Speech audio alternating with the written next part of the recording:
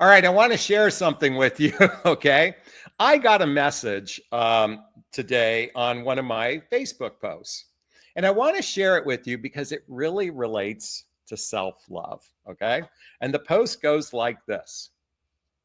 One thing I like about you, Jonathan, is that you're so fucked up, but it's okay to be fucked up because we're all fucked up. You put all your fucked up shit out there for all of us to see. I think if we stopped hiding behind the mask, we are hiding behind the mask, we are so perfect, and realize that we're all fucked up, we can actually grow. I don't know if you'll ever find a mate. I hope you do. But in the meantime, keep doing what you're doing. I'm still listening and I'm still viewing and I'm still fucked up too. Yes, a lot of F-bombs by that person. Why do I want to share this?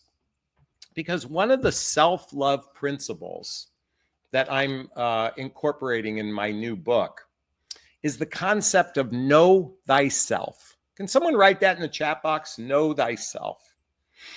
Now, the principle of know thyself is to really a self-reflective, self-love exercise to really look inward from an objective point of view. Now, this is going to take me a few minutes to explain, so you're going to want to take notes.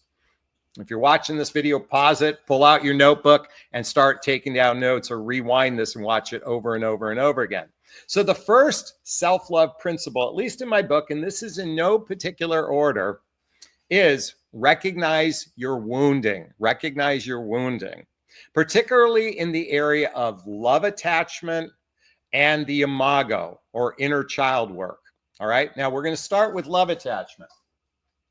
If you haven't read the book Attached by Amir Levine and Rachel Heller, I highly recommend reading this so you can understand from a love perspective how you might attach to the wrong person in relationship. Oftentimes what we believe is love when we're connected with another person is an insecure attachment, Now, there's basically two ways to attach, secure and insecure. And within insecure, we can attach from an anxious perspective or an avoidant perspective. And within avoidant, there is fearful avoidant, and then there's dismissive avoidant. So that's a lot to, parse out right there, is understanding, because when you understand and you look back at your past relationships, you might find that you've been attached in an insecure way.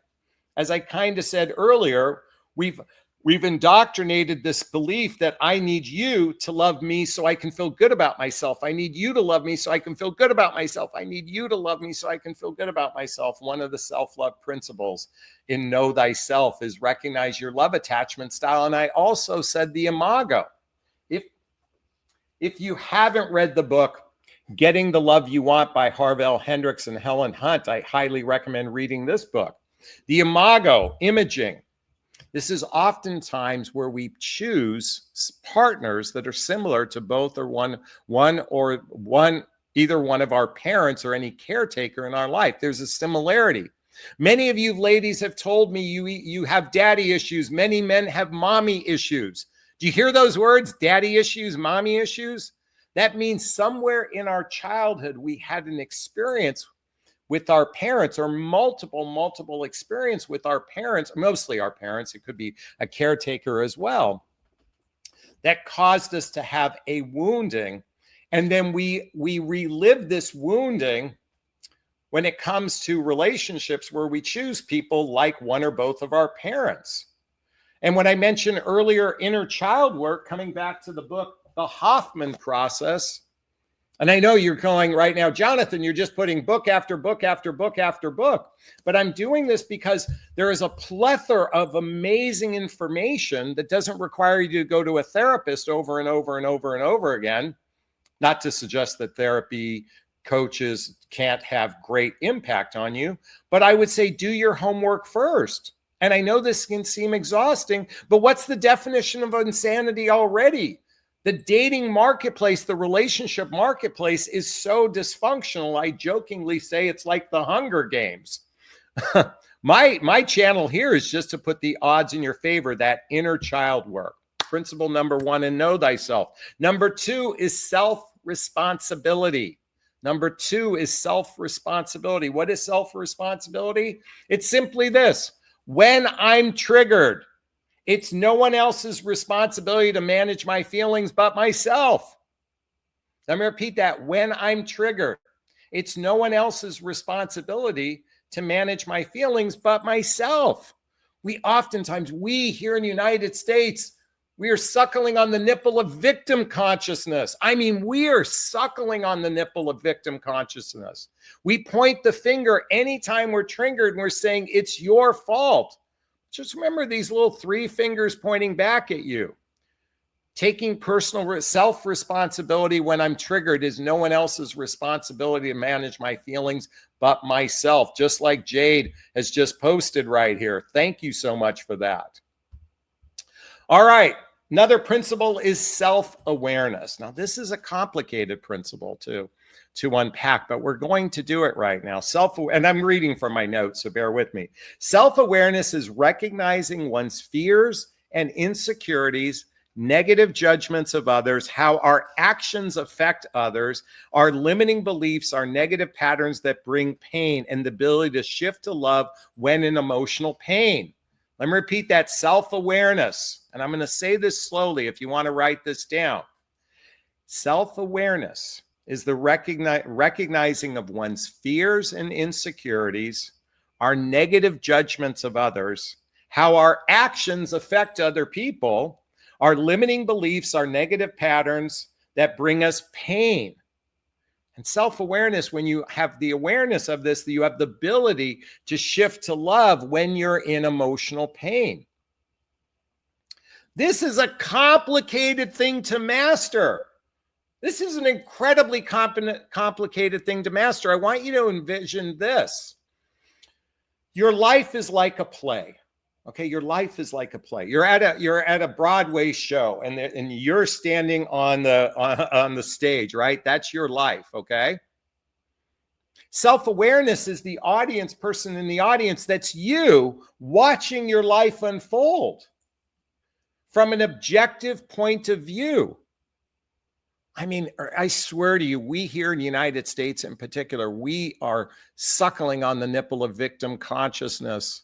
And we blame most everybody else for the lot in our life in so many different facets.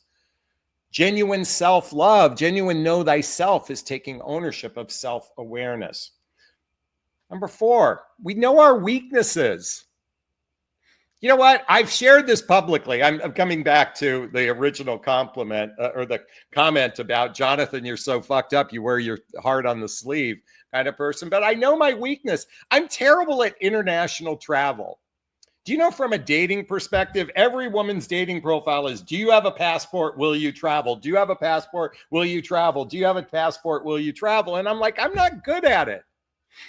I'm just not good at it. I struggle when I'm in environments that I don't feel safe. It's just something I struggle with. Now, 9 out of 10 times, you won't see the inner turmoil going on inside of me. I actually can hold it together fairly well on the outside. But inside, I am a gigantic mess. And God forbid there's a delay of flight, and I'm really screwed. My point is I know this about myself. I know this. I know my weaknesses. I'm also a terrible social director in a romantic relationship. It's better if I'm with somebody who's good at planning things. I'm just not good at it. Now, I know you could say, well, Jonathan, just tough it out and get good at all these things. I'm really good at the emotional container of a relationship. I know what my strengths are too. But know your weaknesses. In fact, are you willing to write down right now in the comments below or in the chat box something that you will own right now that's a weakness? And we use the term weakness. It's not really a weakness. It's just a facet of your personality or who you are. As Jade says right here, know your weakness. By the way, Jade was kind of us to put number 3. Self-awareness, recognizing one's fears, insecurities, our negative judgments of others, how our actions affect others, how it brings us pain, also our limiting beliefs and negative patterns as well. All right, know our weaknesses. Number 5, taking ownership of our past relationships. Do you realize that most people okay, I'm going to repeat that. Taking ownership of our past relationships. By the way, this know thyself principle is predominantly in the area of romantic love, taking ownership of our past relationships. Do you know how many people in the dating marketplace in the over 45 category? By the way, my area of expertise is what I call midlife, which is after baby making years and before retirement. I just want you to know I'm your big brother out in the dating marketplace. Ladies, if you're going out on a date with a guy, I'm the guy there with the shotgun pointed at his face going, "What's your intentions with my little sister?" That's who I am as your big brother. But I want you to take ownership of your past relationships. What does that look like? Do you know how many people do this? It was her fault. It was his fault. It was her fault. It was his fault. It was her fault. It was his fault. Do you know most everybody I've ever dated has completely thrown their previous partner under the bus? I mean, I don't know how many narcissists. By the way, it seems like every woman on the planet dates the 2% of the actual narcissists that exist. And I recognize a lot of you can have had a real pain from narcissistic abuse. So I'm not diminishing that. But my point is if you can't take 3% ownership on your part, that's not a healthy self-love. And I will take 50% ownership of what happened in my marriage. I'm saying it out loud. I was a jackass husband. I was an unconscious human being then. I mean, to some degree, I'll take more than 50%, but she had her shit too. So I'm not going to take 100% of it, but taking ownership of your past relationships. These are just some of the principles within the know thyself. I think one of the fundamental principles in know thyself is recognizing your relationship readiness. Relationship readiness. Relationship readiness is the following. Relationship readiness is the following. It's where your desire, capacity, and vision for a relationship. Let me repeat that. Your desire, your capacity, and your vision for a relationship exceeds your past hurts. Exceeds the past hurts. In other words, when you genuinely want a relationship and you've built the skills to be in relationship and you have a vision for commitment, it exceeds your past hurts. You see, remember I said earlier, taking ownership of your past relationships? Many people are still hurting from past relationships. And while they might desire a relationship, their capacity is weak. While they might have a vision for a relationship, their capacity is weak. It's when our desires, our capacity, and our vision exceeds our past hurts. And when we can push past that, we become relationship ready. By the way, one of the other fundamental principles of know thyself starts with victor consciousness. As I said earlier in this conversation, we are swimming in the sea of victim consciousness. Victor consciousness is about taking ownership of every aspect of your life.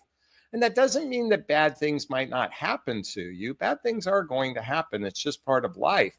But you take ownership of it. You don't wallow in it. You're not crawled up in a ball for 6 years drinking alcohol or doing drugs to numb the pain. You taking ownership of your life through victor consciousness.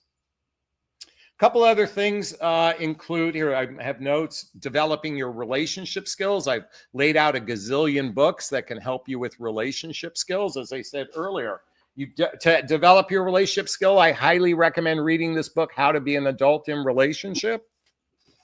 Knowing your must-haves and your deal breakers, knowing your must-haves and deal breakers. And last but not least, know your purpose in life. What does your inner compass say? What's your life direction? What's your purpose? If you don't have an idea of what that is, at least to some degree, then why are you showing up for life?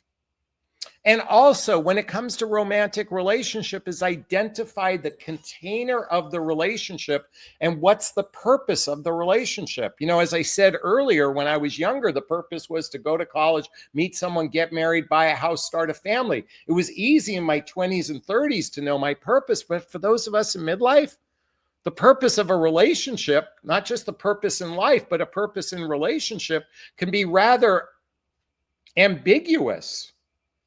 Other than companionship, connection, and sex. But if you don't have it in the container of commitment, it can be a wobbly kind of seesaw. And in many cases, people struggle. So coming back to know thyself and coming back to this post, Jonathan, you're so fucked up. I am unafraid to share my vulnerabilities. Why? It's because I have a healthy dose of self-love, which is self-worth, self-esteem, self-confidence, self-reliance, self-discipline. You know what? I mean, sticks and stones may break my bones, but whatever people say about me can't hurt me. I mean, well, I will say, I mean, to some degree, you can be trolled and it can be painful. I get that piece. But I'm here to say, when we embody know thyself, when we really embody that know myself narrative within ourselves, know thyself, you become a powerful magnetic attractor for what you seek in romantic relationships. And that's my invitation for everybody today. And again, thank you for that comment. I really appreciate it. And by the way, when we can all laugh at our peculiarities, when we can all laugh at our dysfunctionalities, when we can all laugh at our picadillos, as Robin Williams said in Good Will Hunting, I think we actually live a life of greater peace internally. Is this sinking in? Is this resonating with you? Please let me know. I'd like to hear what you think about what I just shared. Post a comment below. I do my best to read them all in the first 24 hours. As always, if you find value in my videos, please hit that like button. Please share this video. Please subscribe to my channel and hit that notification bell so you can be notified of new videos. And if you want to connect with me directly, hey, there's links below to schedule a discovery call with me to see if working with a coach is right for you. There's links to follow me on Instagram, all that good stuff listed below. Even Nicole says, every Jonathan I've ever met is a good egg. So have a great day. Thank you so much. I really appreciate that, Nicole. Even Julianne says 100% to everything I shared. Thanks so much for that, Julianne. I appreciate that.